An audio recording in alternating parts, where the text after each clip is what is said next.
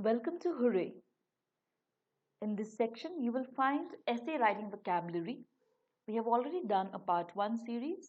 This is the part 2 series. This is about starting the introduction, where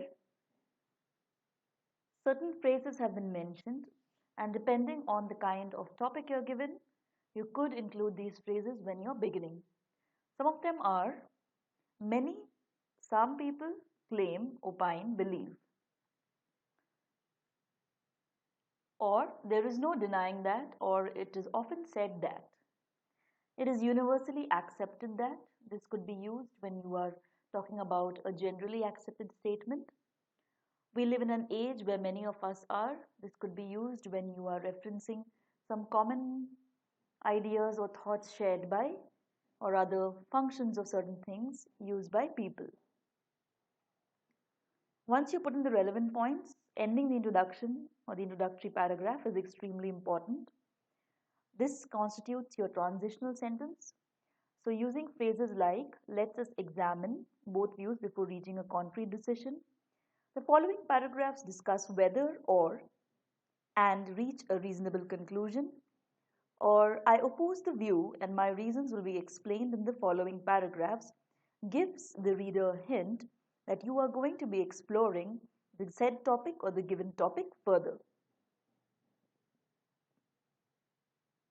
Pressing condition or presenting ideas. You could use the following phrases. For expressing a condition, you could say or use the words "if," "provided that," "because of that," "for this reason," "unless." For presenting ideas, you could say "research shows that," or "research has found that," or "when it comes to," or "with respect to," etc.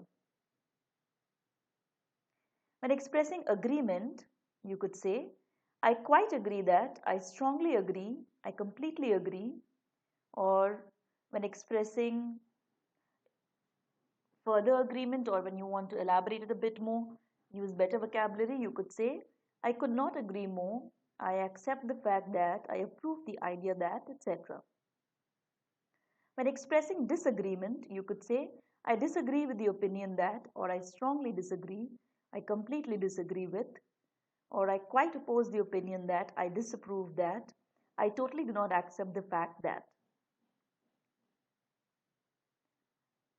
If you partially agree with something, you could say "to some extent," or "in a way," or "I agree with the given statement to some extent," and then continue with whatever opinion you have.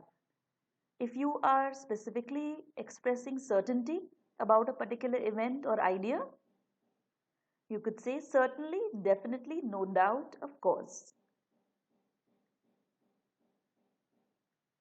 When presenting a sequence, adding points, you could use the following phrases. For presenting a sequence of or a series of ideas, you could use "secondly," "thirdly," "then," "next," "after that," and so on. When you're adding more points to already stated points, you could say, or when you're making comparisons, "likewise," "in addition," "consequently," "what's more," "furthermore," etc. When you're showing contrast, you could use the phrases "nonetheless," "nevertheless," "oppositely," "alternatively," especially when you're giving other opinions or you're making a comparison between 2 points. You could use "unlike" or "while." You could even use phrases like "despite," or "in spite of," or "in spite of the fact," etc. When you're showing examples, it is very important to start off the right way instead of just randomly starting off with an example.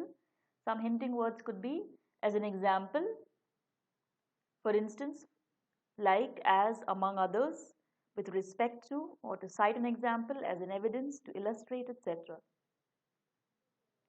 When you're summing up, or you can use the words or phrases such as "to sum up," "in short," "in a word." To put it simply, when you are adding emphasis, you could say "it goes without saying," or "obviously," "needless to say," "there is little doubt that," etc. When you're concluding, you must conclude, and if you include some good phrases, that will definitely add to your score in the vocabulary section. You could say, in conclusion, in summary, on the whole, or in a nutshell. To elucidate, wherein elucidate means to make something clear or explain, taking everything into consideration, etc. So go ahead, use these words and phrases and improve your lexical resource. All the best with your practice.